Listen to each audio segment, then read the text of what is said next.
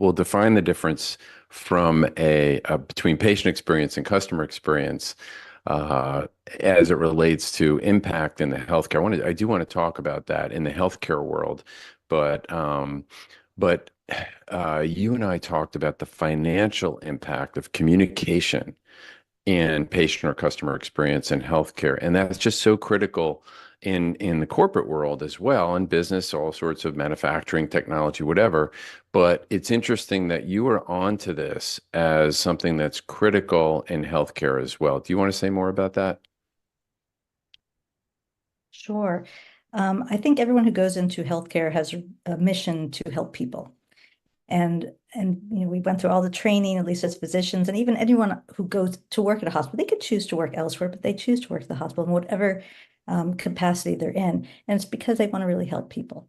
And so that's the basics of it, basics of everything. But sometimes I think what happens is through our training, through all the work and the stress, we lose sight of why we're there again. And just trying to bring back to the importance of communication, that you're there to serve the patient and to serve each other and to work with each other and to support one another.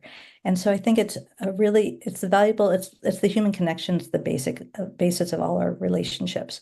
And I think it's just a reminder that I can tell you to have this particular breast biopsy or have this kind of follow-up, but unless you understand what I'm saying to you in a way that makes sense to you, will you actually be doing that? So for all the training that we have, if we don't have that background and be able to convey our knowledge to people, it won't happen. And then you're missing a big opportunity. And it's free.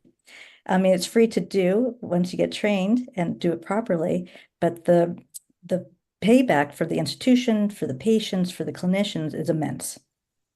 Hmm.